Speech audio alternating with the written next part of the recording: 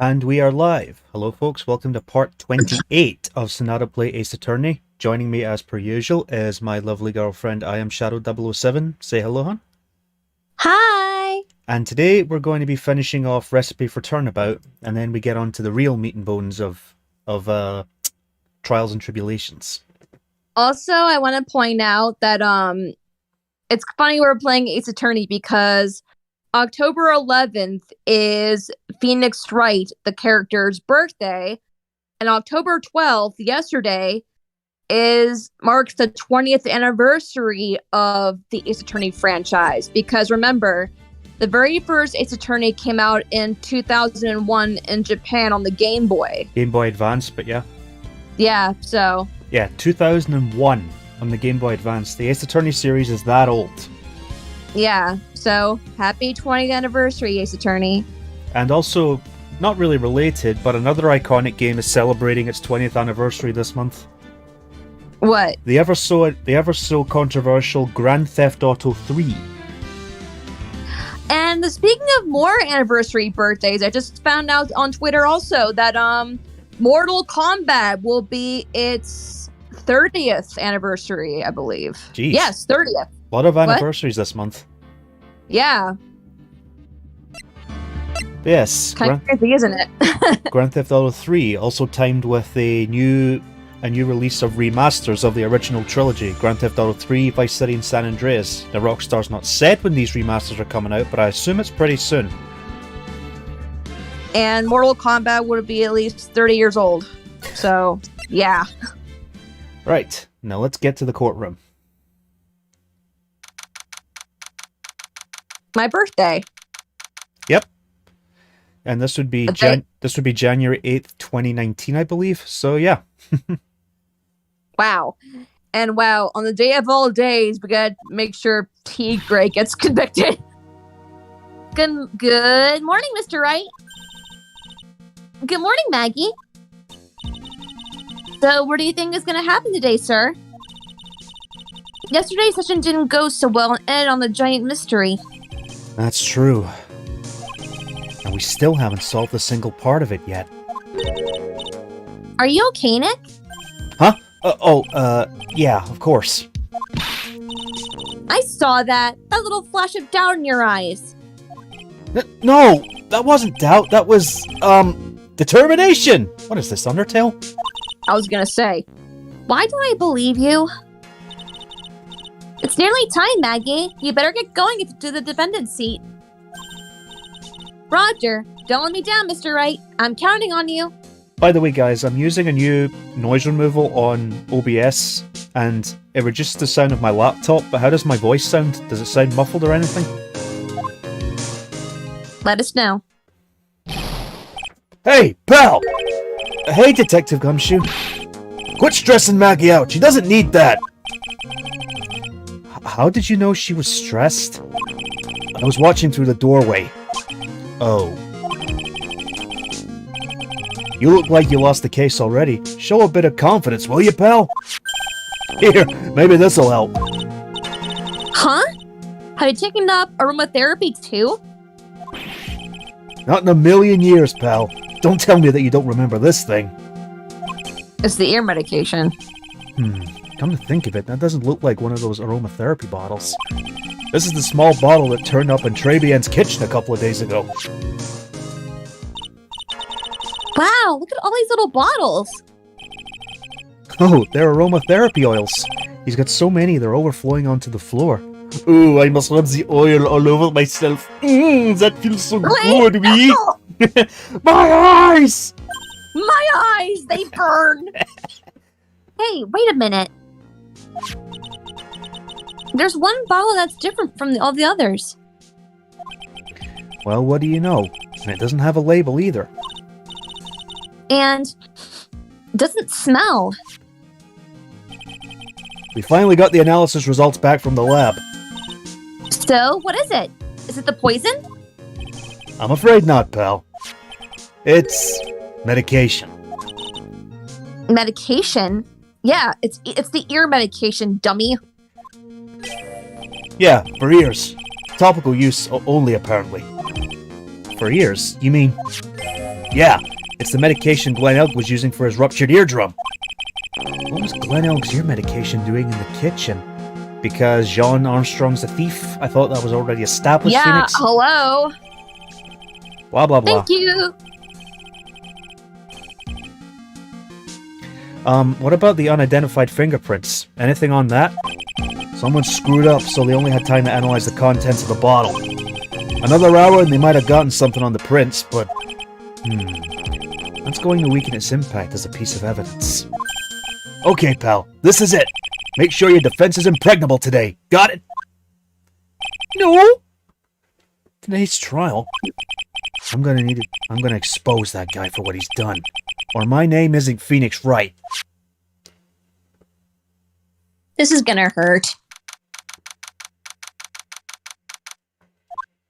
Blah, blah, blah, blah, blah, blah. The court is now in session for the trial of Maggie Bird. The defense is ready, Your Honor. Ready and waiting as always, Your Honor. Very good. Then we'll get underway at once. Yesterday we heard the testimony of Mr. Victor Kudo. He claims to have witnessed the defendant putting a powder into the victim's coffee. However, the witness's testimony was plagued with a number of problems. The mark on the rim of the cup shows that the victim drank from it with his right hand. But according to the old man's testimony, he picked it up with his left hand.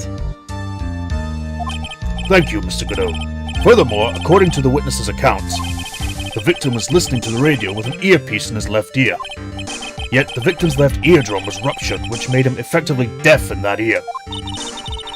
It's amazing how many contradictions a single case can have, huh, Nick?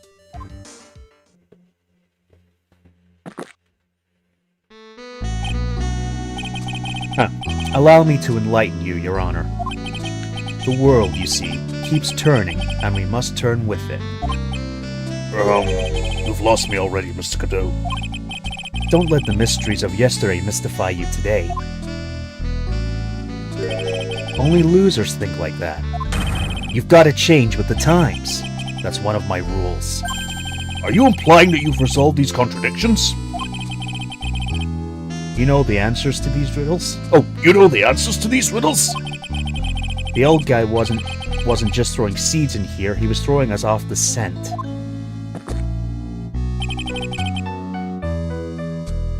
And today, I'll prove it. Everything okay? Hold on. Angry John saying the stream is pausing on the visual end at times. Weird. Weird. Is it okay? Seems to be okay on my end, because I've got the stream on my phone, letting me know. Okay. Keep an eye on that. Right. And today, I'll prove it. Very well. Let the first witness take the stand. Oh no. Great. Oh, fuck. And you are? Oh, bonjour everyone! I am Jean Armstrong, the owner and the chef of the Fabian restaurant. Enchanté! Hell. Well, we're dead. Forgive me for asking, witness, but are you a woman? Oh la la, monsieur! As you can see, I am le pert and le pretty gentleman, no? On the day of the incident, you were in Trebian's kitchen. Isn't that right? Oui! With you, monsieur!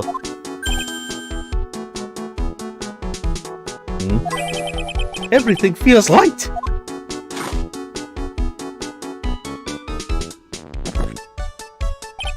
Huh. Wow, he's totally unfazed. Does anything intimidate this guy? Nope. I was kind of hoping for a spit take. Very well. Very well. Your testimony, please, witness. Please tell the court what happened at the day of Trebian. Oui! Volunteers! All right. When it all happened, there were just 2 customers in my restaurant. I remember I was experimenting with the new art decors that day. Like having a large mirror between the tables, for example. Kinda like having plastic shields in between tables now, right now. Yep. Oui, perhaps it is that old man. That is what that old man was looking at. The cup, the earpiece, and the glasses. He would have everything in the reverse, no? You know, there's more to the French language than just la, Mr. Armstrong. In reverse, huh?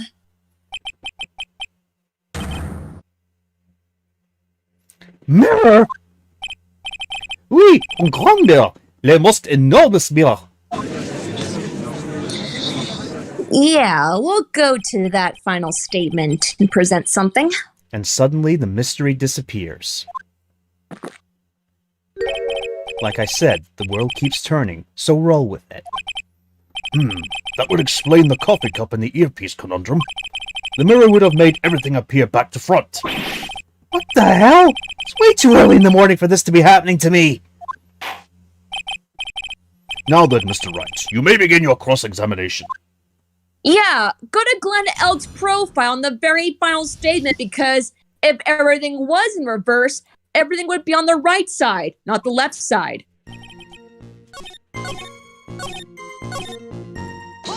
Hold it! Everything. He would have seen everything in reverse? I'm gonna present his profile.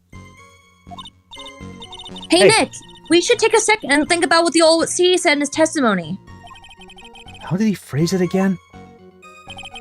The boy was wearing the earpiece on the same side as the green lens of his specs. No question. You can lock me up if I'm wrong. It was his left ear, without a doubt. And he used the same hand to pick up the cup. His left hand. Again, if he saw everything he described reflected in a mirror, then everything he said he saw in the left was actually on the right, huh? And that clears up all the problems with his testimony. Or does it? Huh. It's kind of hard to believe everything's the fault of a mirror, but... Do you think old C saw everything through a reflection? If he did, it would explain all the contradictions in his testimony. But that just makes the situation worse for Maggie. There's gotta be something in that old man's testimony. We just gotta dig deeper. Yeah, present Glenn Elk's profile on that final testimony. By the way, is anyone else experience? Huh? Hold on. Is anyone else experience pauses, or was that just a one-off thing from Angry John? Because I've got the stream running on my phone, and there doesn't seem to be any pauses. Let me know if there is. All right. Anyway, you were saying? Not that one. The next one. Present his profile. No, that one. Not that one. No. This one? That one. Yeah, present Glenn Elk's profile. Objection! The coffee cup, the earpiece, and the HMD. Let me think back over Mr. Kudo's testimony for a second, shall we? The boy was wearing the earpiece on the same side as the green lens of his specs. No question. You can lock me up if I'm wrong. It was his left ear, without a doubt. So to summarize, We were told both the HMD and the earpiece were on the victim's left side. Now, if Mr. Kudo saw all that as a reflection in a mirror, it means both the HMD and the earpiece were actually on the victim's right side. Exactly. You see, monsieur, now that you think about it, it's not so hard, no? Unfortunately, that's where we run into a monumental contradiction with the facts. If Mr. Kudo really did see everything in a mirror, why is the HMD now on the wrong side of his head? Order! Order! Mr. Wright is correct. If the witness genuinely observed the victims reflected into a mirror, then we would expect the victim's eyepiece to have been over his right eye. Objection.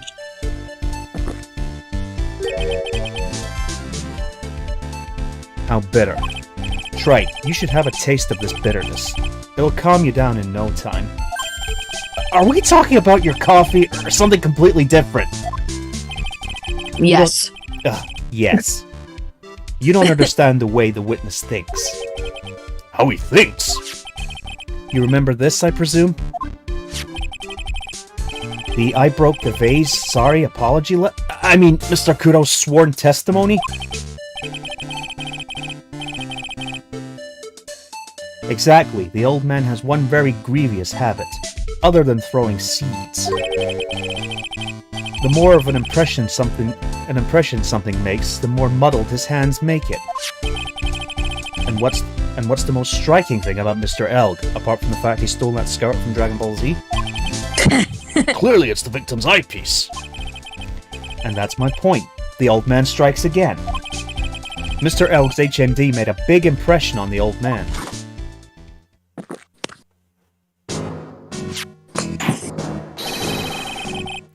I saw the earpiece and those newfangled spectacles he was wearing.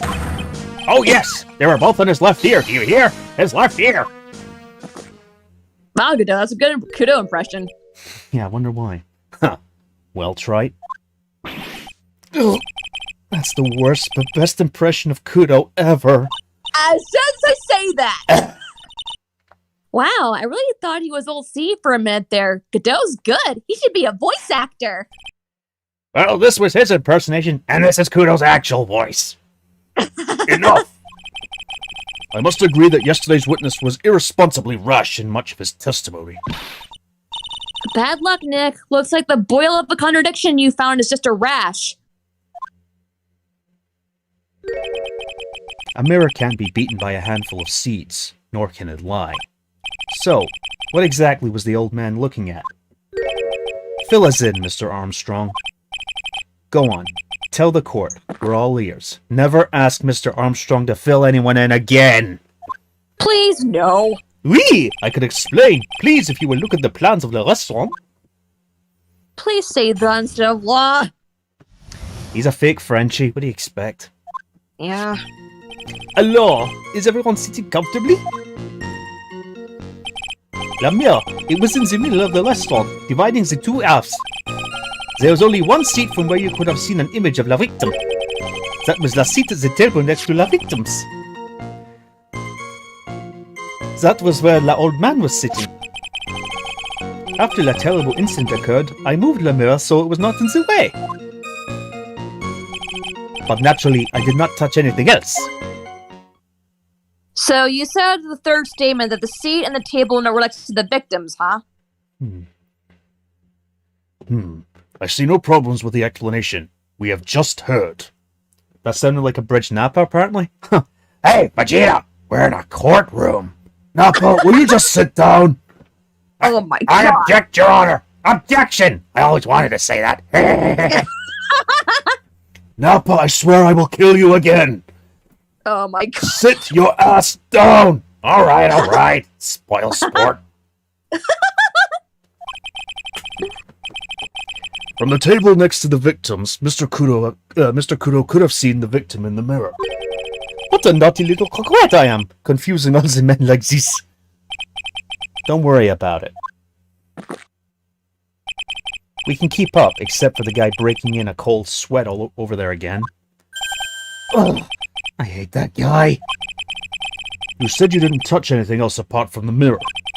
Are you quite sure about that? Yes, of course. Very well. Mr. Wright, your cross-examination, if you please. We've got something to present on the third statement. We've got something. One. Look at the crime photo. The crime scene photo. If we present that,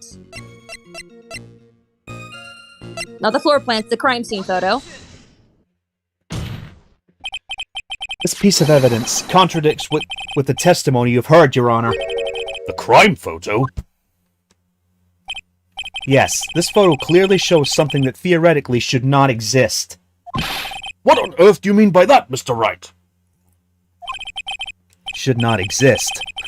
Sounds like you're describing yourself, trite. Roast? Now then, if the defense would please clarify its statement. What is the something that should not exist in this photo? The vase on the very far left. There, cause Victor knocked it over. I think it's pretty obvious that this is what should not be in the picture. The vase? What possible connection does that have with the witness's testimony? Your Honor, I'm telling you that there should have been no vase on this table. Because it very clearly contradicts with this piece of evidence. Victor's testimony. Cause he knocked it over. He broke it. There is one thing that was clearly demonstrated by yesterday's testimony. Mr. Kudo broke the vase that was on the table where he was sitting. And yet, as the court can see, there is an unbroken vase on the table next to the victim. Why? Because Mr. Kudo was not, in fact, sitting at that table to the victim at all. Objection. Don't be an idiot, Trite. That's impossible. That seat's the only one Kudo could have seen the victim's reflection from. Exactly. There is only one conclusion we can draw from this contradiction. There was no mirror in Trebian that day. Your testimony, Mr. Armstrong, is an elaborate lie. Mon Dieu! What, did you just get Jiraiya thrown over you? Don't try to confuse the court, Trite. Obviously the witness cleaned up the vase. While the police were taking their time getting the crime scene. Unfortunately, Mr. Godot, that doesn't quite work for me. Mr. Armstrong already testified to the contrary. In his own words, I did not touch anything except the mirror.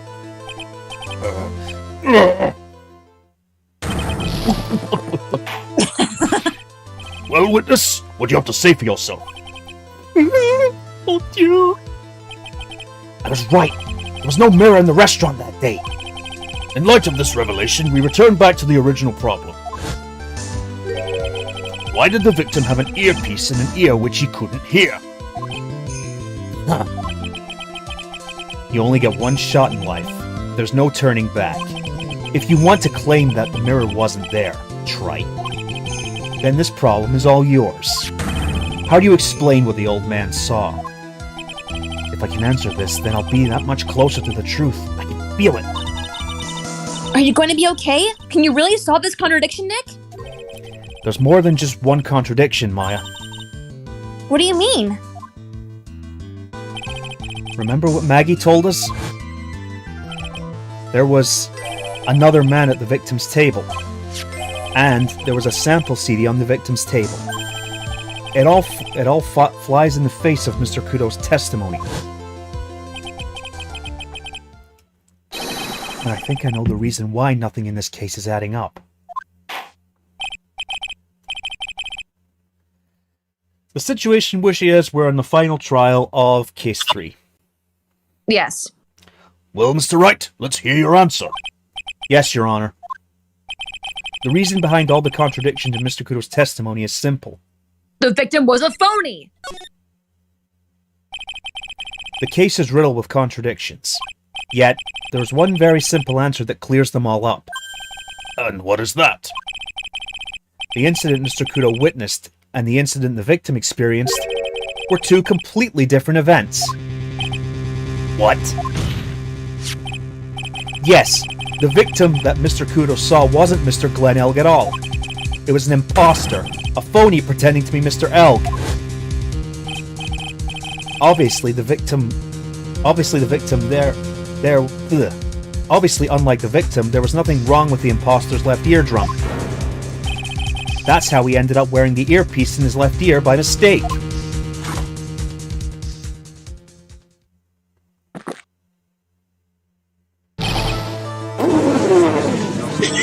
There it is. Order! Order in the court! Settle down or I'll clear the courtroom! Quiet, Gramps. Why don't you clear out of here, huh? What did you say? Trite, are you saying that what Mr. Kudo saw was a setup? Yes. Someone pretended to be Glenn Elk and acted out the whole coffee poisoning. And for the express purpose of creating a witness out of one Mr. Victor Kudo. Objection. Get real, Trite. Why would anyone want to do that? Isn't it obvious? The thing Mr. Kudo was most insistent about in his testimony was... The servant girl brought him a Giovacchino, but she put something in it. That's the servant girl, right there in the defendant's chair. I remember her well. It's so hard to believe, but... There was one and only one reason to show Mr. Kudo this fake poisoning. To show Maggie Bird in the act of poisoning the coffee. Objection. Are you insinuating that the waitress in the old man's story was a fake as well? Yeah, it was Viola. Yeah. Tell by the hair? Yep. It's true that there was no other customers in the restaurant at the time, but... It's also true that the chef was there. He would have noticed what was happening. That's right. Well, witness, if your restaurant really was the scene of such theatrics, you should have known about it. You should have known about it, correct? Oh la la! This is most difficult for me. Objection! No, it's quite simple. All you have to do is testify. You're under oath, after all. Was there, in fact, a phony at Trebienne that day? The defense demands that Mr. Armstrong tell the whole truth about what happened. The defense request for additional testimony is accepted. You will accurately explain, in detail, the events in the restaurant that day. Oui. I need to go, oui. You're in trouble, Armstrong. La victim, Monsieur Elk, he came to my restaurant alone. I remember the old man arrived not long after him. There are no other customers. When he got the word he won the lottery, Elk became very excited. It was approximately 5 minutes later that the poisoning instinct occurred. No, there was no time for the phony to do the acting. Just so we're clear, there was no mirror in the restaurant after all. Je vous demande pardon. Forgive me, Your Honor. I lied because I wanted this mess to be cleared up quickly. What you have done is just commit perjury, Mr. Armstrong. I will decide how to punish you later. Oui. I really need to go wee. Ugh. For now, you will hear your cross-examination, Mr. Wright, if you please. He took that perjury charge a bit too well. But I'm guessing he'll be in more serious trouble after this cross-examination. Press on statement 2, please. You say you remember the old man, huh? Let's talk about that, huh? Hold it! By old man, you mean Victor Kudo, correct? Oui! He comes often for my special coffee. I drank your coffee once, Mr. Armstrong. It's special, I'll give you that. It's worth a sip just for the experience. Oh, you make me so happy, monsieur! You are most welcome anytime! I said it was worth one sip, and nothing more. Ouch! So, old Mr. Kudo arrived at the restaurant around the same time as the victim. Maybe I should ask about his arrival in more detail. How many minutes after? So you're saying that not much time elapsed between when the victim and Mr. Kudo arrived? Oui, that is correct. But that still leaves the possibility that something happened in that gap of time. And by your recollection, how much time would you say elapsed? Let me see, approximately 2 minutes, I would say. 2 minutes? That's all? It seems unlikely that anything untoward could have happened in such a short time. Rats! I knew I shouldn't have pursued this line of questioning. Well, press that statement again and we'll ask what time it was, so... So, we'll ask the next question. What time was it? Out of curiosity, about what time was it when Mr. Kudo arrived? Oh no, I cannot remember, monsieur. I believe we were told by a witness yesterday. The crime was reported at 2:25 p.m. by a kind of scary old man, sir. Does that perhaps jog your memory, witness? The incident happened about 20 minutes after he arrived. So the victim must have arrived between 2 p.m. and 2:10 p.m., no? Just after 2, huh? Thank you for your help in jogging my memory, monsieur. You are wonderful! Ha ha ha! I can't sit here and do nothing all the time and do nothing now, can I? The time of day will be added to the witness's testimony. Oui, monsieur Viange. Everything I do it for you. Brian Adams, really? Oh my god! 'Cause everything I do it for you. No. Merci bien! That's French, isn't it? Thank you, good? It's merci beaucoup! Yeah, merci beaucoup. Or just merci. Yes. That's French, isn't it? Ha ha ha! I'm glad at least one person is in a good mood. He's even humming a song to himself. Oh Oh my god.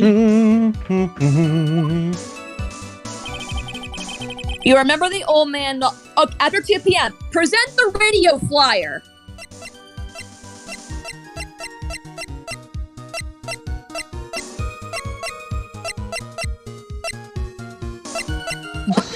Boom! I'm afraid I finally got you, Mr. Armstrong. Gui? What do you mean? At the time in question, the victim was listening to the radio with his earpiece. The show he was listening to was Millionaire Radio. Each week they announced the winning numbers of the $500,000 lottery ticket. Oui, that must be le show. Le showman. Showman El was listening to. I can't see any problem with this testimony, Mr. Wright. I wonder. You say the victim arrived at your restaurant after 2 p.m., correct? Oui, oui! I am sure of it. I remember it perfectly now. I know it was that time because I had just finished serving your lunch menu. Get to the point, Trite, if you have one. That show is broadcast live at 1:30 p.m., and it claims to be the most thrilling 10 minutes of your life. It's on the air at 1:30. Now, supposedly, the victim made some noise when it was announced that he'd won.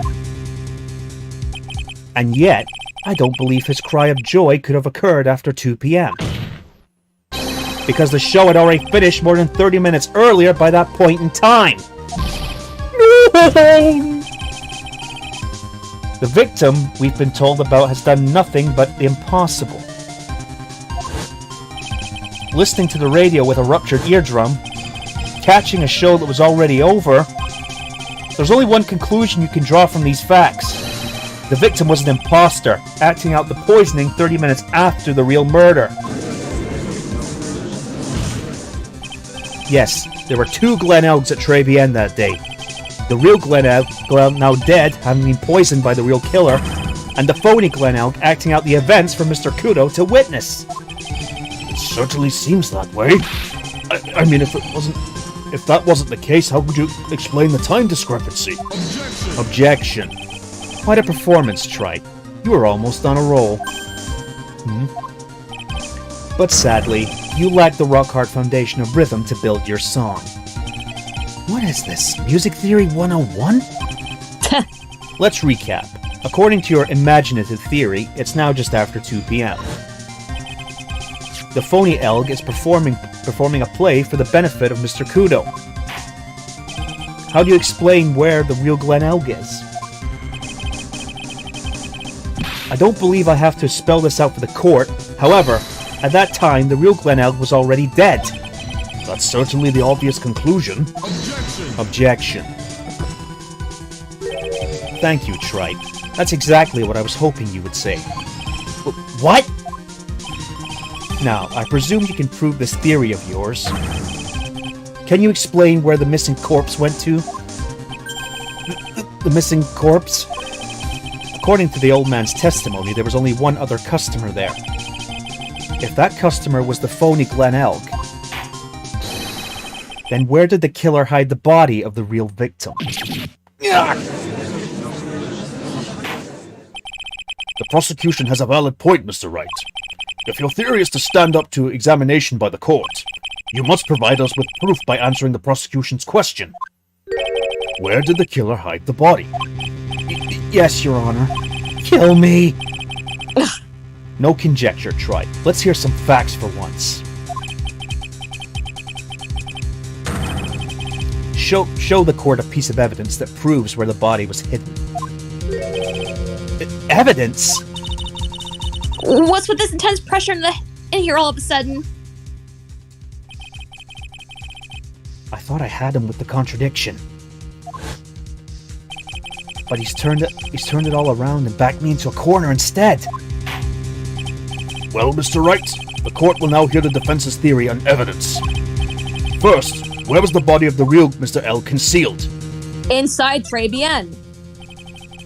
It would have been too dangerous to take the body outside. Obviously, the body must have been hidden somewhere inside Très Bien. Interesting.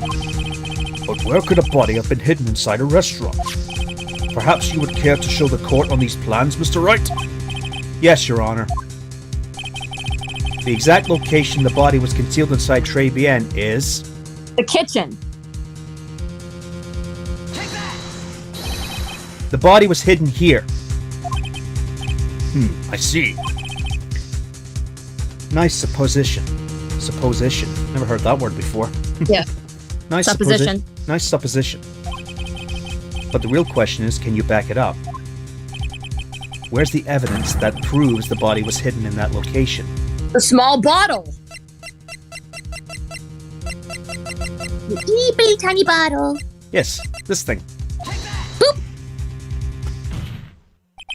Mr. Armstrong, do you recognize this bottle? No. I have never seen that ugly bottle before in my life. I only use the very best bottles, monsieur. The highest quality only for me. Where was this bottle found, Mr. Wright? Interestingly enough, Your Honor, it was found in the kitchen of Très Bien. Quoi? But I only ever use... Huh? Quoi? I don't... Yeah, it's quoi. I only took very limited French lessons. Forgive me. It's okay. But I only ever use these bottles for my aromatherapy oils. But this bottle doesn't contain aromatherapy oil, Mr. Armstrong. No, it contains a medication. What kind of medication? I'm sure everyone remembers, don't they? That Mr. Elg visited an... How'd you say that again? Otolaryngological. An otolaryngological clinic and was given medication that day. Can't you just say ear clinic? Well, basically, otolarynx is it's medication for any orifice of your face, so mouth, nose, and ears. So yeah. It's a face clinic then? Pretty much. You can't be serious. The defense has had the contents of the bottle analyzed, and I have the lab results here. The contents of the bottle match the prescription that was given to Mr. Elg. Glen Elg's murderer hid the body in the restaurant kitchen, at which time this bottle fell out of the victim's pocket. Mr. Armstrong, when the incident occurred, didn't you say you were in the kitchen? Mon Dieu! Yes, you know what I'm on about. It was you who hid the victim's body. You did a fine job pretending to defend my client, Maggie Bird, however. You were setting her up to take the fall behind the poor girl's back.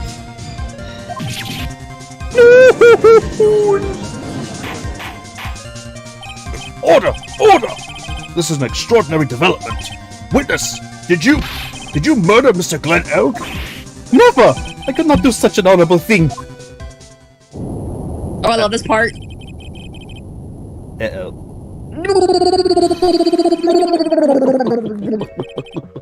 Mr. Godot? Yeah, imagine saying no while drinking. Just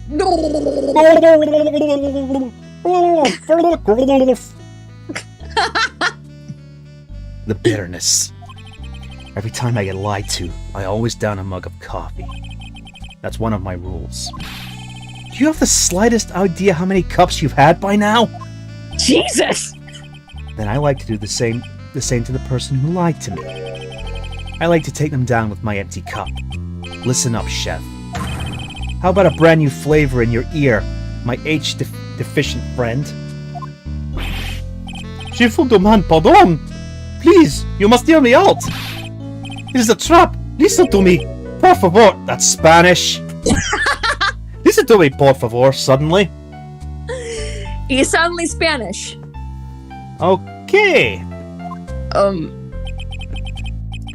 Yo hablo español, Mr. Armstrong, and por favor is Spanish. Thank you! I'm only going to ask you once. How did you do it? No, absolutely no. Let's hear it. You've got one shot, right, Gramps? Oh, Witness, he mad. witness, the court will permit you the chance to make one final statement. If you lie under oath again, Mr. Godot's coffee mug awaits you. As does my gavel. Oui, it is clear. What do they always say in the movies? I got a bad feeling about this. Very well. Begin your final testimony, Mr. Armstrong.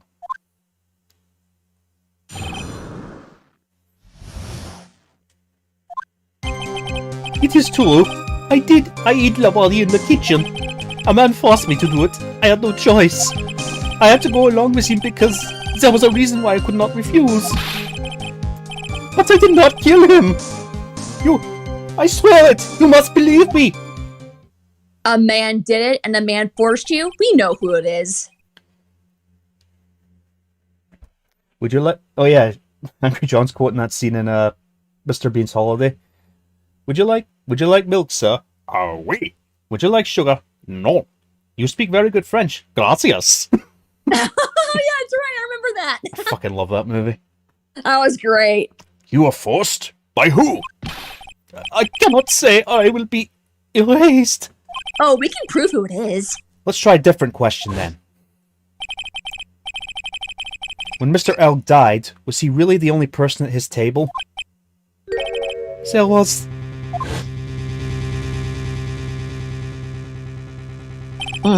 There was another man. I knew it. Maggie was telling the truth. You may cross-examine the witness now, Mr. Wright. There's just one more thing I need to do.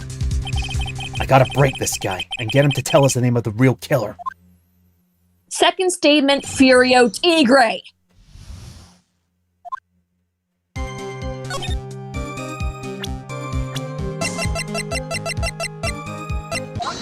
Gotcha, bitch.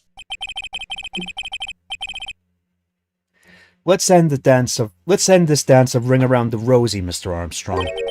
This is the man that you've been referring to. Who is that? I feel like I've seen him somewhere before. Oh, I don't know, maybe a month ago in this very courtroom? This man is Furio Tigre. He's the manager of a loan office called Tender Lender. There's no point in trying to hide the truth anymore, Mr. Armstrong. I know you couldn't go against Mr. Tigre, at least not while you had this on you. The loan contract. Oh, melt. Boom! A $500,000 loan from a black market loan shark. And you had no way of paying it back, did you? That's why you were forced to do anything this man told you. Oui, it is as you say.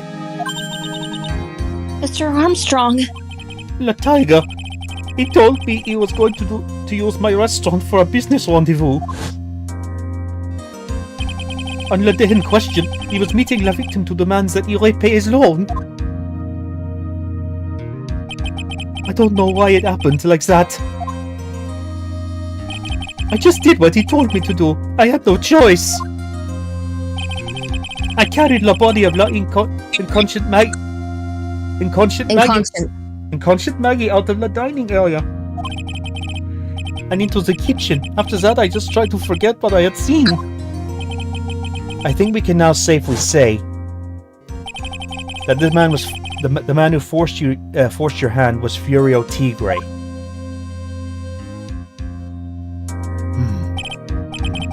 I do have one further question for you, Mr. Armstrong. The poison and the lottery ticket were found in the defendant's apron pocket. Was that your doing as well? No! I knew nothing about that! Make it look like it was Maggie who had done it? I was not... It was despicable! Mr. Godot. You'll summon this Furio Tigre as a witness. I doubt that can be arranged today, so we will adjourn for now. Proceedings will continue tomorrow.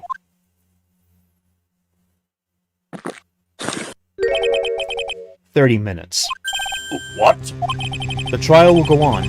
I'll see to it myself. I need half an hour to get that guy on the stand. Not a minute more.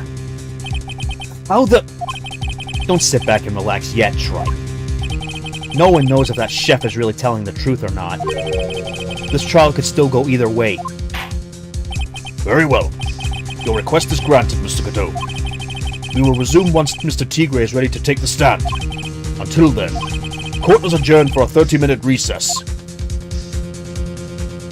Here we go. This is where the fun really begins. We gets to play with the tiger. Oh boy.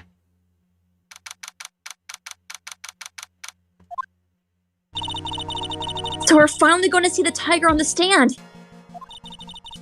You've almost got this case won now, Nick. I wish I could agree. Huh?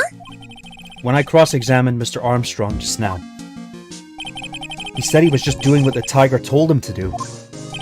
But Godot picked up on it, remember? He pointed out that without proof, we don't know if what he testified is the truth. You mean you think Mr. Armstrong was lying? I don't know. But if that's the line the prosecution takes, we could be in trouble. I get the feeling that we don't have the case-making evidence we're going to need. Hey, pal! It's me, Plot Convenience! Detective Gumshoe! What are you so jumpy about, Detective? Your hair's standing on end. Hey, the pot's calling the kettle black, little Miss Topknot. It's not a top knot! Never mind about the hair. Just calm down, alright? It's a bun, thank you very much. I can't stand still when I don't have a job to do. I get kind of wound up. Ugh. No kidding. You gotta have something you need me to do, pal. Anything. Well, Hey, I'm gonna take a jog back down to the precinct. I could get some prints analyzed for you if you got an hour. An hour? The trial will be reconvened by then. But Nick, we still don't have any really decisive piece of evidence, right? True. Without some kind of trump card to pull out of the bag, we're really stuck.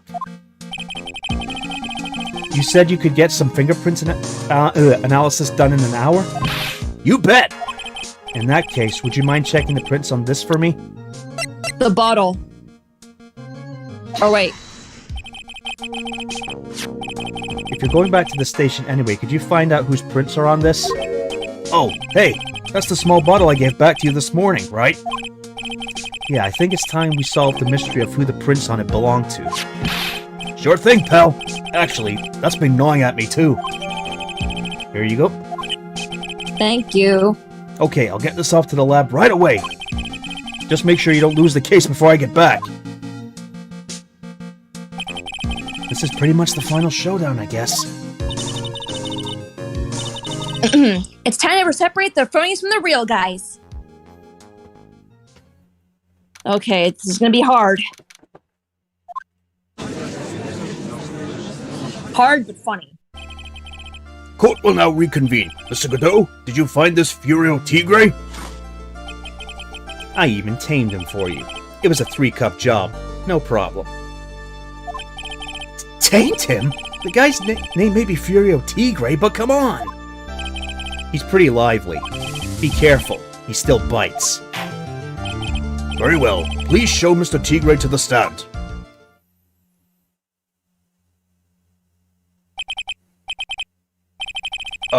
Witness. Don't hide under the table, Maya. Unless there's room for me down there, too. Get your own desk. And it's my desk! Tough shit. What'd you say to me? No, nothing. I didn't say nothing. I didn't say nothing, honest. Who could have guessed that fear would induce a bad Brooklyn accent in the judge? I've got business to take care of, you hear me? So who the hell called me into this hole? This shithole? Was it you, Spiky? No, of course not. It was the judge. Oh, fuck me. Your Honor! Oh dear, I seem to have dropped my pen. Where on earth is it? Where is it? Don't mind me, just carry on with the proceedings as normal. That's it. We're doomed. We're fucked. Maybe you didn't hear me. I said, who was it that called me in here? There's no need to shout. We can all hear you. What'd you say? There's no point struggling. You're caught in a snare. The relentless snare of the law. And I'm the one that hauled you in.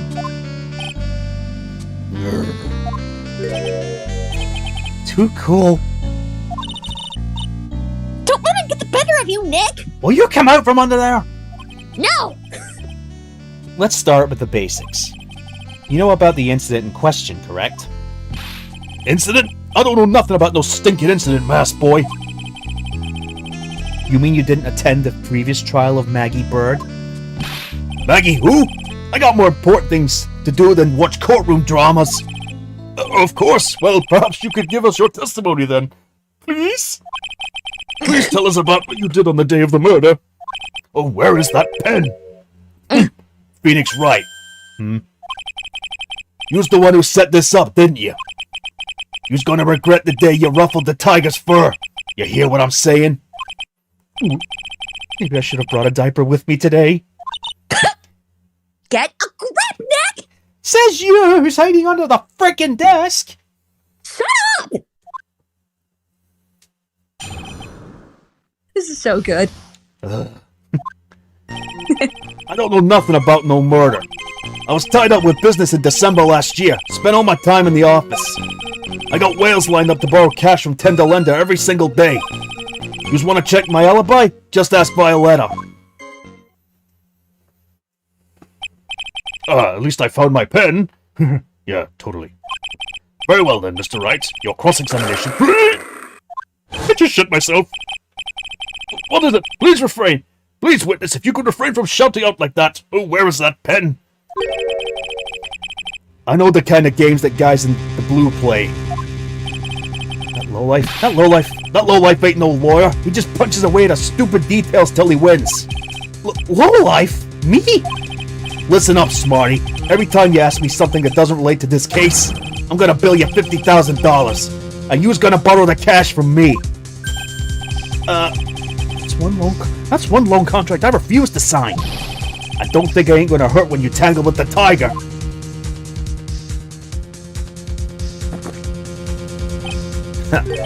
I love a good spectator sport. Just a minute. That's really not... This witness is... How can I put it?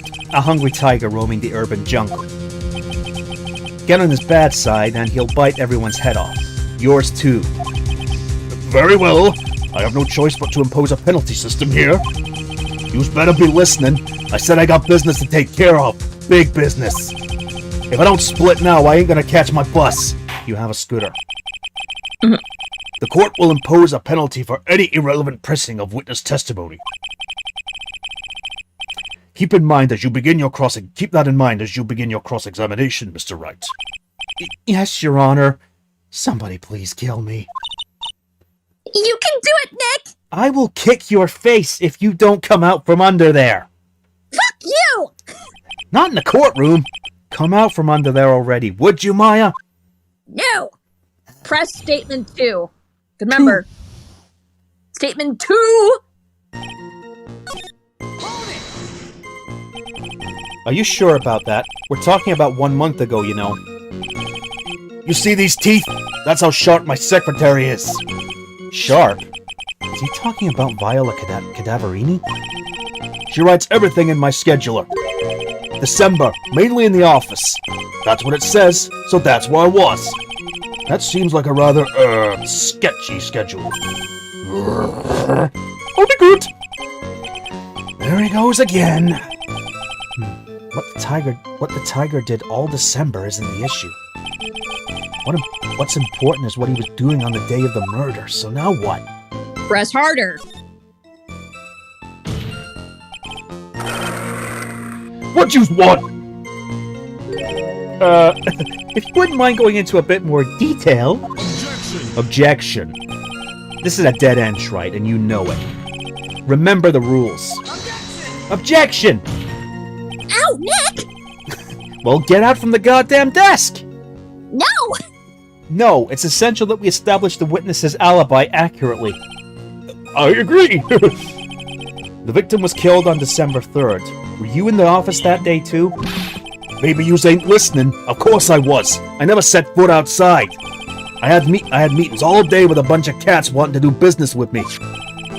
I ain't never seen that young kid before. I do believe the witness's last statement was important. Mr. Godot, if you could please... Mr. T. Gray, the court asked you to add the last statement to your testimony. Don't let the animal beat you. Be a man, Your Honor, and ask him yourself. And come out from under the desk, seriously. The calendar. Show him. The statement? The calendar. Yeah, the calendar.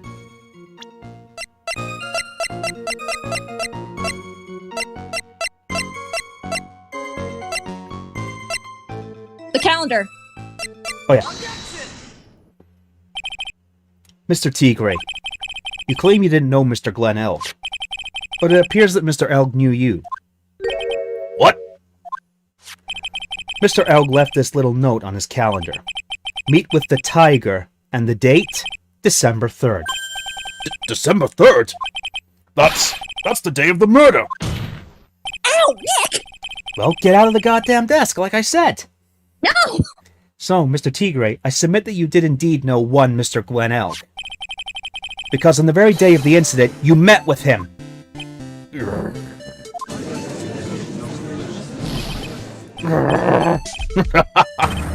Not bad. He was actually not bad. Sorry? I was just messing with yous to see how good you were. Did you hear that, Nick? You say you're not bad. Oh, and you finally came out from under the goddamn desk. Yeah, I have my reasons, Nick. That's one compliment I can do without. Plus, he's lying through his teeth. Witness, please remember that you're under oath. Lies will not be tolerated. You's calling me a liar? Is that what you're doing? Oh. So you're saying that your claim to have never seen that kid before is the truth? I said I'm dead serious. You's better believe that's the truth. Huh. Then, I'd say that gives me time to enjoy another cup of pure black magic. Where do you keep getting those? Seriously. That is, while you testify to the court again, Mr. T. Gray. Oh, yes, would you mind indulging the court, witness? You never actually met the victim? That's gotta be a lie right there. It's time I nailed this guy.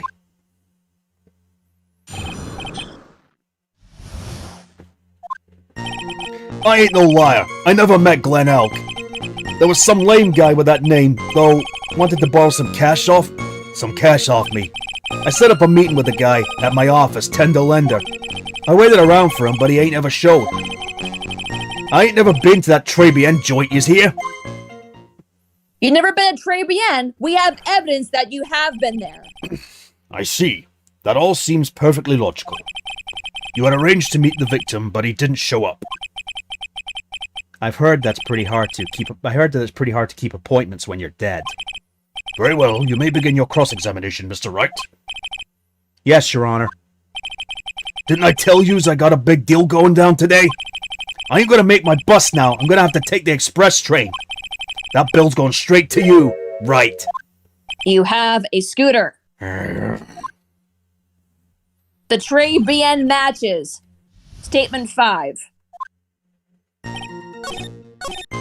We have the Trey BN matches.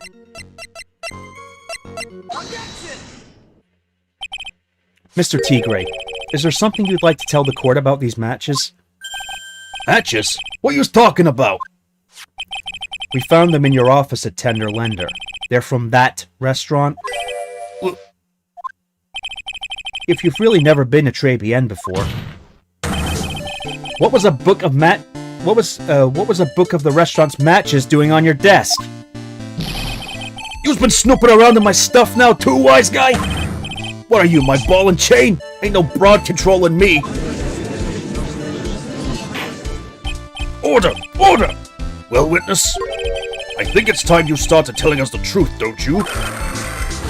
Okay, sorry. I'm terribly sorry. Please forgive me. Oh god, I think I just shit myself. I ain't no pussycat. I don't go back on what I said. But, okay, I was at the joint that day. What? But listen good, alright? I might have been there, but I still never met that kid. Well, well. Looks like an order just came in for another testimony. I'm this close to proving it was him. He did meet Glenn Elg that day, and he did put poison on his coffee. He must have.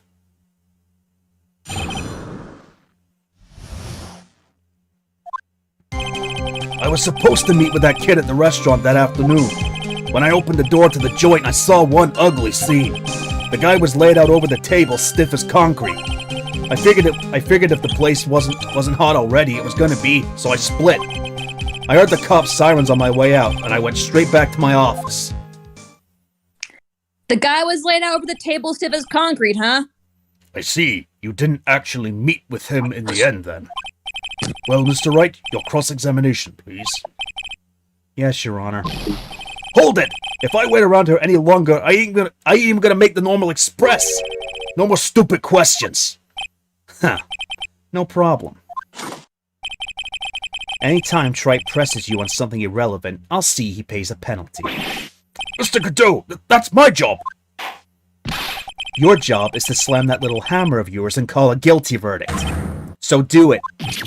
Yes, sir. The special express ain't cheap, right? Just so since you know you was paying. Oh, man. Doesn't the rule of law mean anything around here? Where have you been for the last 3 games? You still there? Yeah, I'm here. Statement 3, the floor plans. Look at the tree. That's okay. Present the floor plans.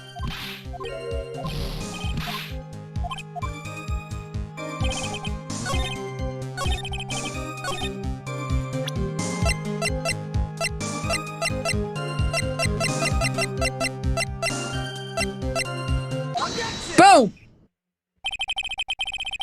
You're something of a loan collecting pro, aren't you, Mr. Tigray?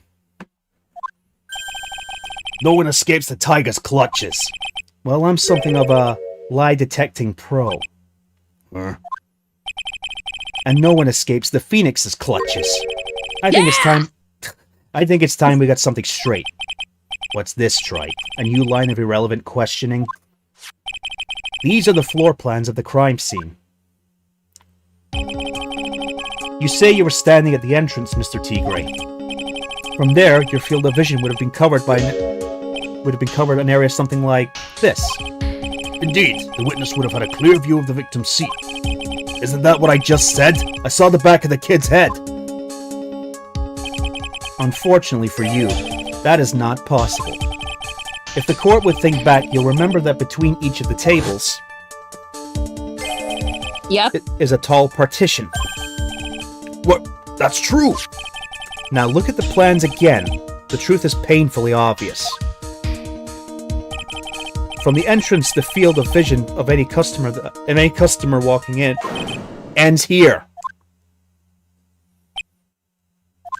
Oh, he's sweating bullets, baby!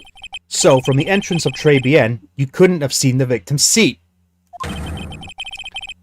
But did you see the victim that day? Because you met with him. Objection! Wrong. Have you forgotten the old man's testimony yesterday? The victim was alone at his table. Objection! But the defense just proved that point to be moot. The victim witnessed by Mr. Kudo was not Glenn Elg, but a fake. What? In order to have Mr. Kudo falsely testify, the real killer posed as the victim he had just killed and acted out the charade. That will do. This trial has gone on long enough without the obvious question being answered. Who exactly was the real killer who impersonated the victim? You say the killer murdered Glenn Elg, and then impersonated his victim in a performance for Victor Kudo. In that case, Mr. Wright, reveal the identity of this criminal to the court. Furio Tigre, doy. Obviously, the killer is Furio Tigre. No one else could have done it. What? Well, witness? Now that's cute. You think you can pin this on the tiger? Maybe you don't understand. The tiger is king of the jungle. So I dare you to say it again. Come on, you got the guts. You can't threaten me, Mr. Tigre. It's the defense. Go ahead and tell the witness, Mr. Wright. Oh, for fuck's sake. Mr. Wright. Sounds to me like it must be you, old man. You've got guts, I'll give you that. Mr. Wright, do not leave me to handle this alone. Nick, make room! Huh. Perhaps I can end this embarrassment. Mr. Godot? Let's just go back over Mr. Kudo's testimony one more time. The old man didn't see just the victim. Oh, no. The servant girl brought him a cappuccino, but she put something in it. There's no question about it. She very conspicuously put some white powder in there. Was the victim he saw the real victim or not? That doesn't matter. The fact remains, he saw the accused put the poison into the coffee. You alright? Yeah, I'm just having a drink. Very impressive, Mr. Godot. Waiting for my absence to launch your attack. You were under the desk, Phoenix. Did you find... were you looking for a pen, Phoenix? Shut up. I was tying my shoe. Your shoes are slip-ons. Huh. Were you looking for your diaper? Found your pen at last, Trite. It was in my pocket. But anyway, Mr. Kudo witnessed two people that day. He saw the victim, the supposed Mr. Glenn Elg, and the waitress from behind. Yes, your point, Mr. Wright? I think the conclusion is obvious. If this Glenn Elg was really the killer in disguise, then surely it's possible the waitress was also part of the show. What? You mean the waitress was an imposter as well? The defendant, Miss Bird, fell unconscious immediately after the incident. And someone used her feigning to hatch an elaborate plan to pin the murder on her.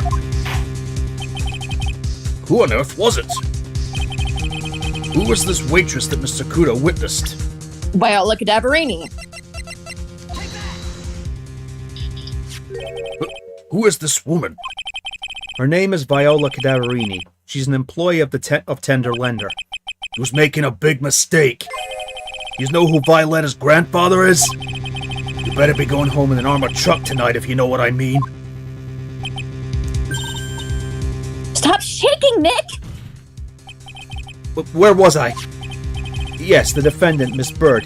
He stated the following.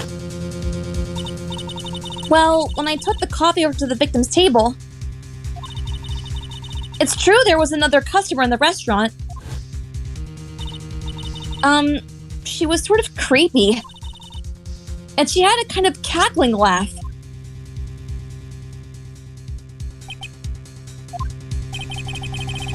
There are just too many contradictions in this case. The second man at the victim's table who nobody but Miss Bird seems to have seen. The earpiece worn by the victim in his left ear when the eardrum was ruptured.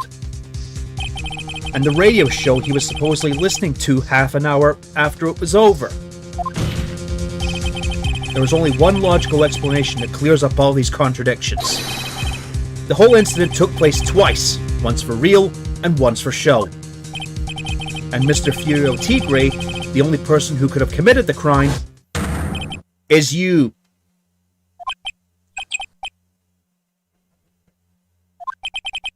Witness, what have you got to say? That's cute. Sorry? You was alright. I could do with a guy like you around. What do you mean? Okay, I'm in on this game. I'm gonna have to charter a jet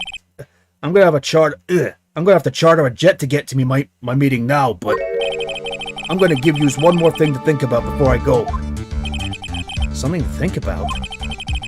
Yous got all wrapped up nice, alright? But yous missed on one real important thing. But that can't be. I was in the joint that day, and I met that kid too. But I couldn't have poisoned him, yous hear? What, you really expect us to believe you now, Mr. Tigre? Huh. What a troublemaker. Troublemaker? Looks like we're going to need another one for the road.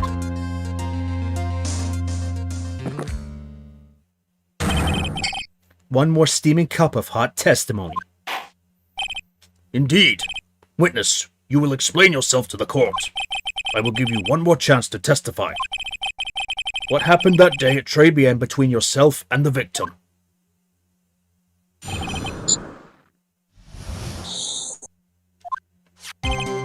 Yeah, I loaned out cash, about $100,000. That day, he was due to have a little chat. The kid had hit his payback date, see? So anyway, he tells me he's got no way to pay up. I'm about to flatten the guy when he starts screaming. Yes, I won! $500,000! He got lucky, you know, real lucky. If that waitress hadn't done what she'd done, everything would have been over. If that waitress hadn't done what she'd done, huh? Now I see the principal amount you loaned to Mr. Elg was $50,000. Yeah, well, he's got the vig to take into account, and interest builds up fast, you know? That's faster than fast. $100,000 is twice his principal. And the repayment deadline was December 3rd, the day of the incident in question. Yeah, he was one lucky kid. He got that $500,000 just in time.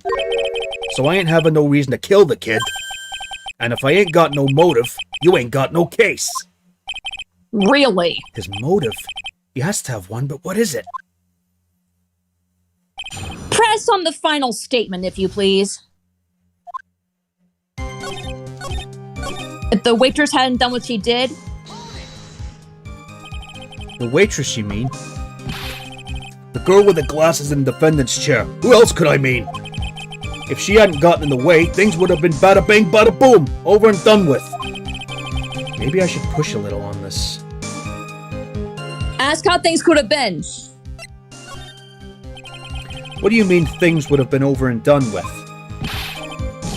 Are you all there or what? I'm talking about the cash. I was there to get my $100,000 back, that's all. I'm a businessman. It was all coming together before that waitress got in the way.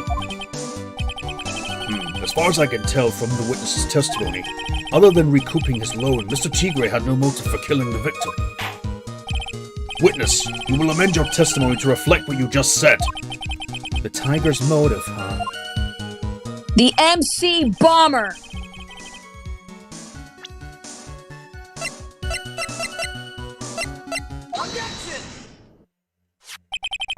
So you just intended to get back the $1,000 Mr. Elk owed you, correct? I loaned the guy the cash, so that's my right. Unfortunately for Mr. Elg, I don't believe the $100,000 is what you were really after. Objection! Objection.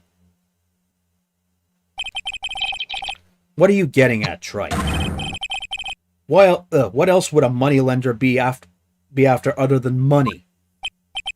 Oh, the moneylender was after money, but money in a totally different league. That kind of money that a single disc like this would fetch. What is that? A computer virus, Your Honor. A virus called MC Bomber. Computer virus? What does one of those do? A computer virus is a program that wreaks havoc on the insides of a computer. A computer? Oh, for fuck's sake. Oh What does my one God. of those do? Guess the beard isn't the only part of his owner that is from the Stone Age. I'll explain it to you later, Your Honor. Right now, this is the important point. A virus like MC Bomber would be worth several $1 million on the black market. Several $1 million?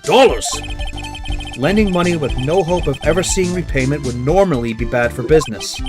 But in this case, the very fact that Glen Elk had no way to repay the money is crucial. What? Glen Elk was a programmer, a highly skilled programmer. That skill was the collateral Mr. Elk put up in order to borrow the money. Objection! You're trying to suggest the witness's motive was to get hold of that program? Exactly.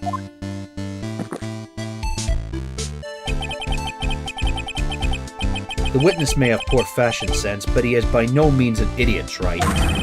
A man like him could get his hands on $1 million without resorting to murder. Of course he could, provided that he had time. But what if he had needed the money right then? When the pressure's on, the luxury of choice tends to disappear. It seems you have a logical conclusion for this theory, Mr. Wright. Would you care to share it with us? Why did Mr. Tigray need money to the tune of $1 million? The medical papers. In December of last year, you found yourself in need of a huge amount of money. About 6 months ago, you were involved in a traffic accident, weren't you? An accident involving a car and a scooter in which a young woman was injured. She was taken to the hospital where she underwent surgery. How much of this do you know? These medical papers document the treatment of the young woman in question. According to these, her operation cost $1 million. And yet, when the payment was due last month, you somehow managed to pay it in full. $1 million? Preposterous sum. Someone should sue these HMOs. No one would pay a bill like that. If the medical association got wind of that, the hospital would end up as dead as a morgue. But Mr. Tigray had no choice but to pay, because his very life depended on it. He mad. Order! You say his life depended on it, Mr. Wright? Indeed it did, simply because the injured woman was none other than Viola Cadaverini. Did you say Cadaverini? Bruto Cadaverini, mob boss in charge of all underworld activities in the city and doting grandfather to his precious Violetta, also known as Viola Cadaverini. Your life was in danger unless you paid compensation to the boss, correct? It makes sense.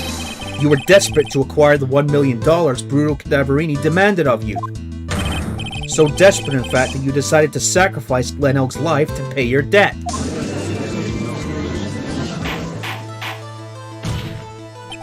On the day of the murder, Mr. Tigray's sole intention was to get his hands on this CD.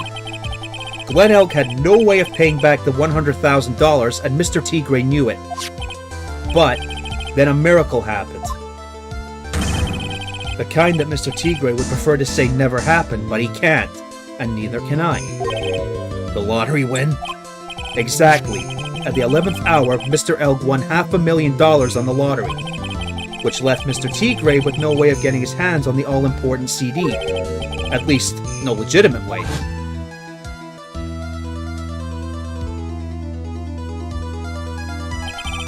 so he resorted to illegitimate means. That's crazy! He murdered Glen Elk and then made his next move, to frame Maggie Bird for the crime. Mr. Tigre posed as Glen Elk, while Viola Cadaverini played the role of Miss Bird. And then they reenacted the whole thing in order to establish a witness. The witness being the one who we all heard testify yesterday, Mr. Victor Kudo. Objection. Like I said, Trite, that's crazy. No one could pull off a stunt like that. For starters, there's no way the chef would have been kept in the dark about it. Objection! But Mr. Armstrong was in on it from the very beginning. Have you forgotten already, Mr. Godot? Mr. Armstrong owed the witness money too. $500,000, in fact. He had no choice but to go along with Mr. Tigre's plan.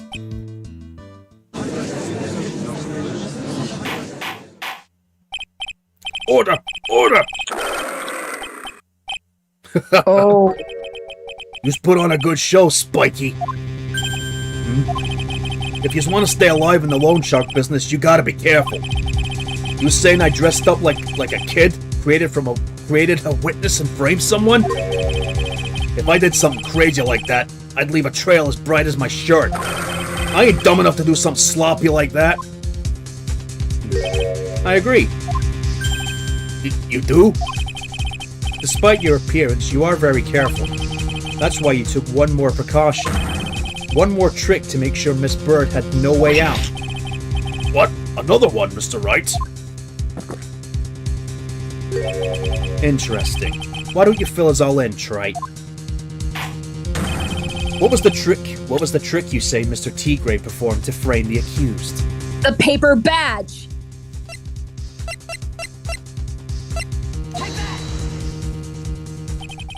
What on earth is that? What an insult to think anyone could be fooled by such a childish imitation. Consider yourself insulted, Your Honor. Mr. Tigre, you didn't just pose as the victim on the day in question. A month ago in this very court, you posed as me. What? That's the truth. But the witness looks nothing like you, Mr. Wright. Although, now that I think about it, it was you, wasn't it? No doubt it was you standing in here this very court a mere month ago.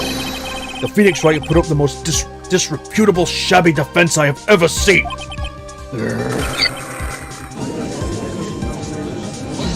Objection. Can you prove that, Gramps?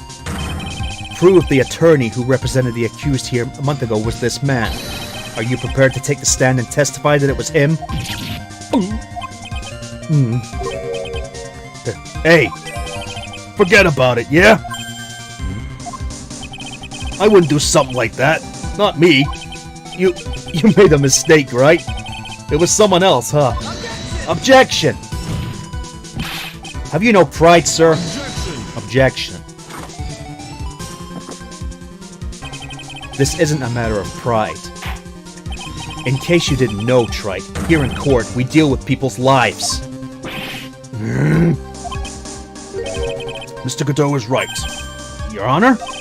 Speaking for myself, I am absolutely convinced. The attorney in question was the witness standing before me now. However, I preside over this court as the judge, with the vested power to hand down a verdict. Someone in my position cannot be swayed by a memory without evidence to support it. No! If the defense has no further evidence, this court will now excuse the witness. The circumstances surrounding Mr. Tigre are dubious for sure, but not conclusive. But we've come so far. You say he impersonated Glen Elk. You say he impersonated you. But none of that adds up to a murder charge. You don't have a shred of evidence that the witness poisoned the victim's coffee.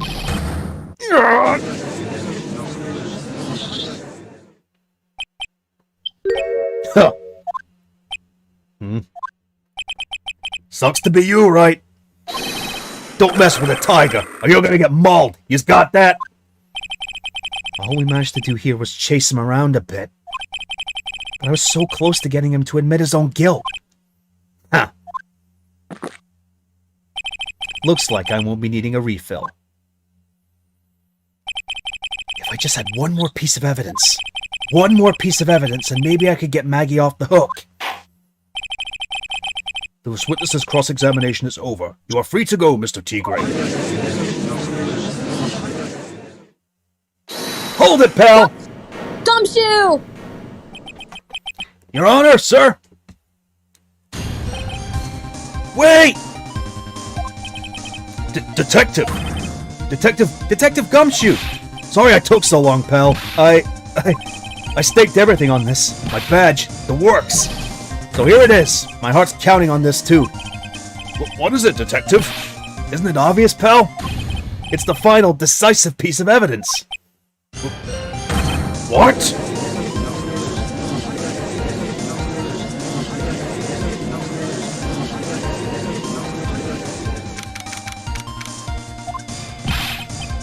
Sorry it took so long, pal, but I finally got the results from the lab.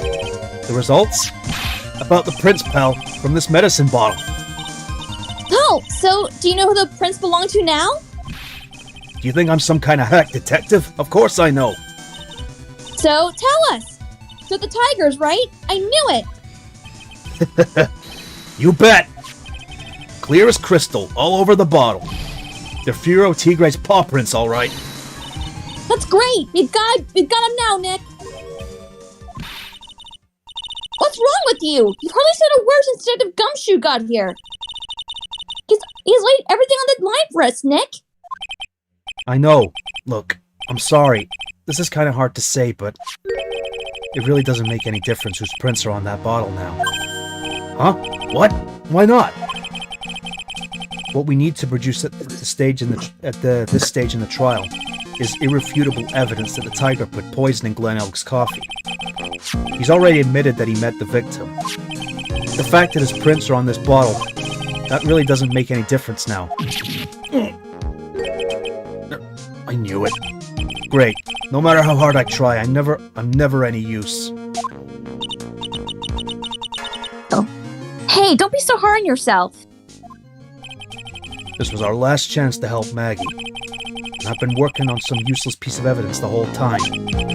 It's alright. I'm a real loser. It's not breaking news to me, pal. Detective Gumshoe? But Maggie! You've been working on something for me? Sorry I let you down, Maggie. I know you didn't do it. And I'm a detective.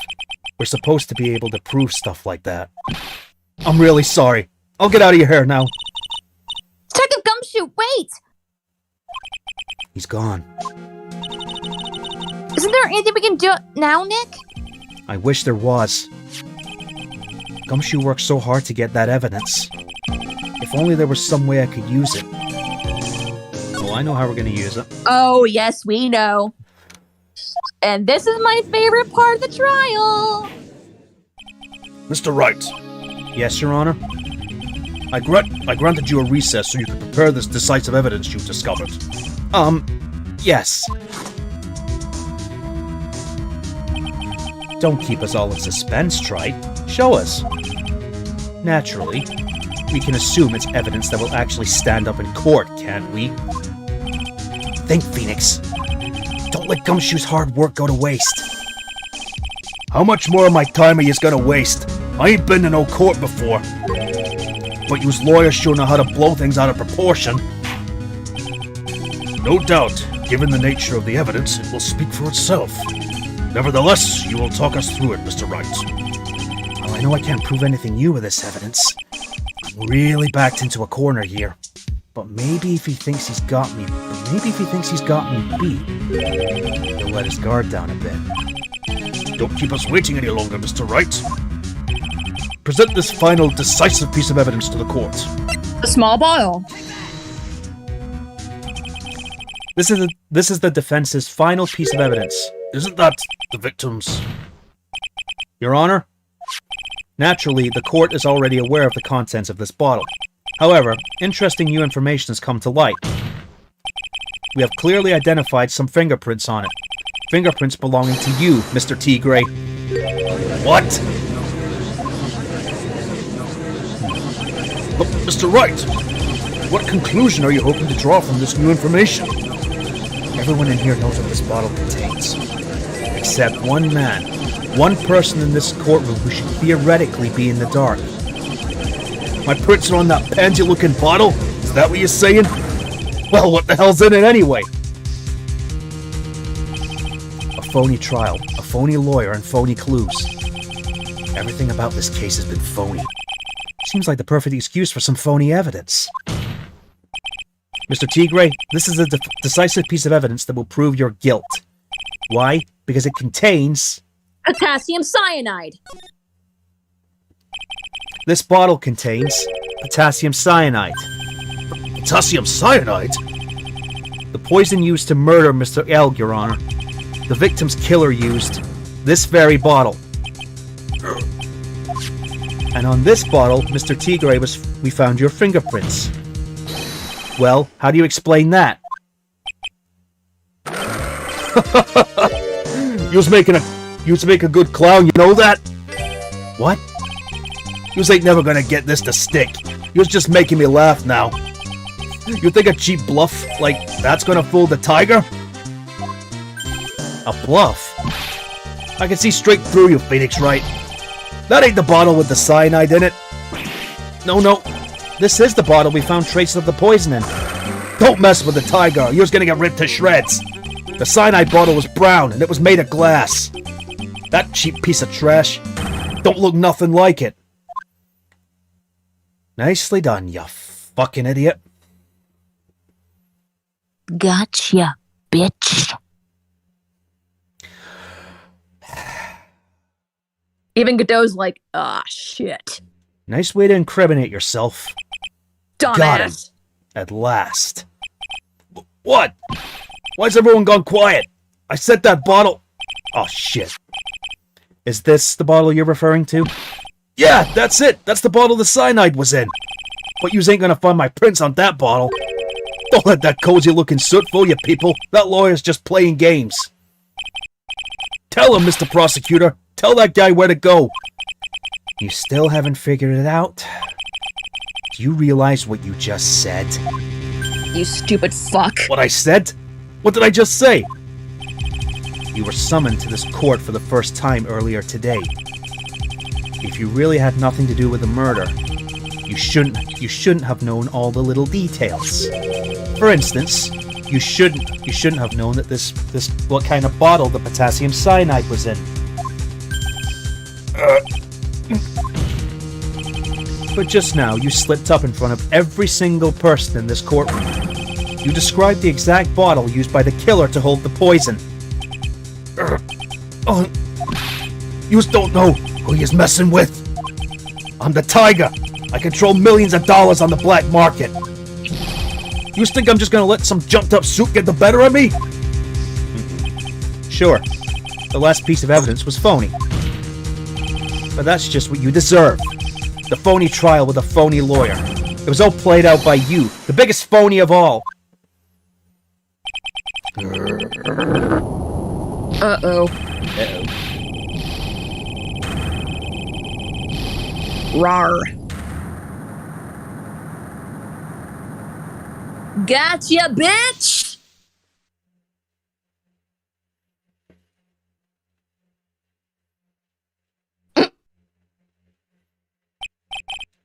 What's going on? It looks like a blackout. Well done, trite. I saved my 17th cup of coffee just for you. Thanks. Savor it. Ow. Excuse me, Your Honor, but, Ow! while you watch the police restrain your prey... Oh, wait, before you go, Tigray, I got one question for you. What? What do you think of Frosted Flakes? Shut up. Do it! They're great. You happy now? Yes. Mr. Wright, you caught a tiger by his toe, but if this one hollers, he won't be let go. Now then, how are things going with Mr. Tigre, Mr. Godot? He's being arrested on suspicion of the murder of Glen Elk, Your Honor. Fortunately for us, we managed to rectify a very grave error. Miss Bird was found guilty in the absence of a genuine defense attorney. Yes, she was. And in the absence of genuine evidence. But the tiger made one mistake. Indeed.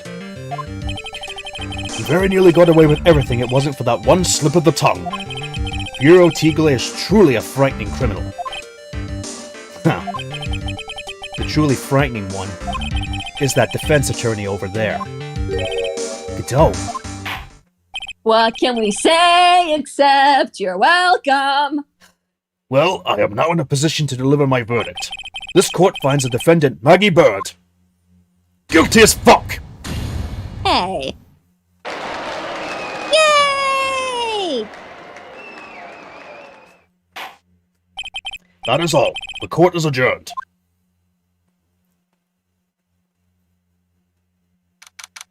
And the Tigre's been put down. Funny enough, in the anime, there was actually an extra scene.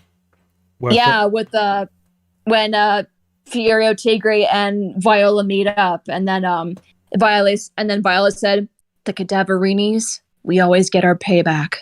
Yep. Mr. Wright, I'm at a loss for words. Thank you, sir. Congratulations, Maggie. I was so mad when Mr. Wright landed me in all that trouble a month ago. But now I feel I can forgive him. It wasn't me! Oh. Hey, that wasn't me, Maggie! That was the tiger! Look, Nick, in the doorway. Detective Gumshoe. Oh, guess I'll be heading off then. See you around, pal. Where are you going? Wait!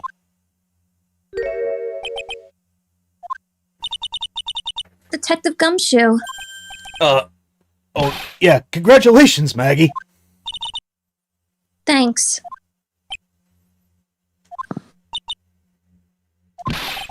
I knew you were innocent all along. Why didn't you say that in your testimony then? Huh? Oh, well, I was... Well, guess I'll be heading off then. See you around. Wait up, detective! He just ran off. Maggie, why are you being so hard on him? He busted his butt for you. It's thanks to him that we got the medicine bottle. That wasn't even of any use. But it's only because Mr. Wright used it so cleverly. Detective Gumshoe would just run around in circles. Poor guy. Looks like she still isn't ready to forgive him. Can you put in a good word for him, Nick? Yeah, Maya's right. I should help Gumshoe out. It's clear he needs it. Maggie, you know, Detective Gumshoe's been really worried about you through all this. I wanted to believe that, sir. But on the first day of the trial, he proudly gave the judge a free pass to lock me up. He didn't have any choice, Maggie. He's a detective. He has to report the facts. He doubted me. That's why. He thought I might have done it. I've got to prove to her that Gumshoe really cares about her. I know. I'll give her a little present to celebrate her freedom. Weenies! Here you are. A present to celebrate your freedom. That's... A present from Detective Gumshoe, made with a ton of love. He said you lost weight and he was worried about you. Detective Gumshoe? I actually really like weenies, you know? Did you guys hear that? I'm pretty hungry myself, you know. Yeah, the trial dragged on a bit today, didn't it? Is it okay if I eat this now? Aww. So, how was it, Maggie? It's really good. Weenies! Yes. All the weenies! All the German weenies. So the case of the phony virus comes to an end. The false allegations surrounding Maggie have all been cleared up. And who knows? Maybe a whole new chapter of her life is about to start.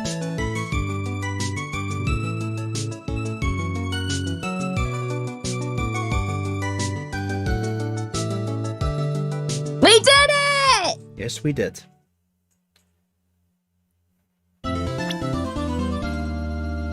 All right, now this is where the real game begins. Yes, the final two trials of Trials and Tribulations are the real story. Are the real story of this Yes. game. Yes, the final two cases are where the real game begins. Oh yes, without a doubt. And my God, they are worth it. Oh yes, they are. These two cases, guys, these are what make, in my opinion, the best game in the entire series. Oh, I'd agree. And the final case has been, well, pretty much been declared by the entire fan base the best case in the entire series. Oh yes. It's like just holy shit. So 2 weeks from now, after another Dulge of Saints Row, we'll get right to it. Yep. Well, folks, thanks for tuning in. The filler case is finally over. Now we can begin the real game. Oh yes. And you might see a very familiar face. We just saw him in the title screen. No, not just him, but her. Ah, yes. But until then, do you have anything to say before we go? That was fun. Yes, it was. So until then, folks, thank you for watching and stay tuned next time. Goodbye. Bye-bye!